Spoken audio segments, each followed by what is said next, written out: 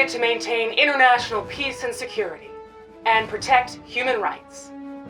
The United Nations. It employs a network of independent experts who act as global watchdogs and protect the rights of the most vulnerable. They are special rapporteurs. Okay, the UN isn't S.H.I.E.L.D. and special rapporteurs are not the Avengers. They are independent experts who investigate on behalf of the UN's Human Rights Council, and while they aren't superheroes, they do have a pretty heroic track record of advancing human rights. Their success is due largely to the fact that even countries with problematic human rights records don't want to be considered rogue regimes by the UN, so they grudgingly cooperate. There's only been a tiny minority of uncooperative states: Iran, North Korea, and, as of May 7th, 2018, the United States.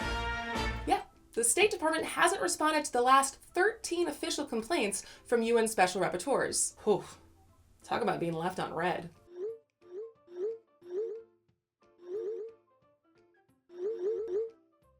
Additionally, Trump hasn't invited the UN for any kind of standard visit. 2 UN experts have made official visits under his watch, but they were invited by Obama.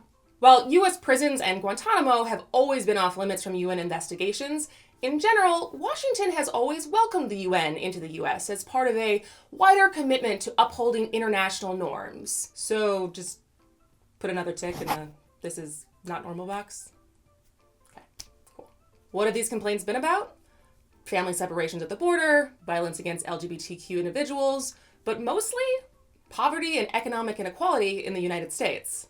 Coincidentally, the start of this silent treatment coincided with a UN publication of some pretty dismal findings about extreme poverty in the United States, including that inequality in America is the most glaring in the Western world, and that the Trump administration is pushing policies that aggravate levels of inequality. Please see. To reconsider is laid upon the table. And, well, that didn't go over too well. After the report came out, the US pulled out of the Human Rights Council, and Nikki Haley responded with, "It is patently ridiculous for the United Nations to examine poverty in America. There is no question that poverty in America remains a serious concern, but it does no one any good to inaccurately describe its prevalence or its causes."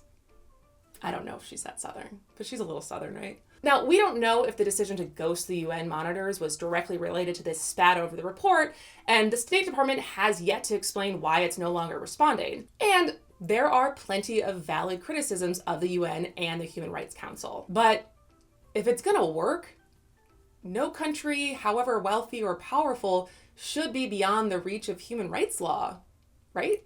If the US is just gonna take its ball and go home whenever it hears something it doesn't like, Screw you guys, I'm going home. aren't we just subsequently taking pressure off of other countries to feel like they need to comply with these same types of requests? If the US isn't serious about honoring human rights obligations, what's to stop everyone else from following suit? Because not only is the UN and these special rapporteurs not superheroes, their power is basically just condemning a country in order to politically embarrass them into compliance. As Margaret Huang, executive director of Amnesty International, said, the UN is like your conscience. It can't make you do the right thing, but it can help you make the right decision. And as Kristin Brey said right now, it seems like the UN is also like Tinkerbell. If people don't metaphorically clap to show that they believe, it might just end up dying. I'm Kristin Brey, and thanks for watching Below the Fold. Please like, comment, and share to spread more awareness about this issue, and you can subscribe for weekly videos like these at www.belowthefold.co. It is patently ridiculous for the United Nations to examine poverty in America.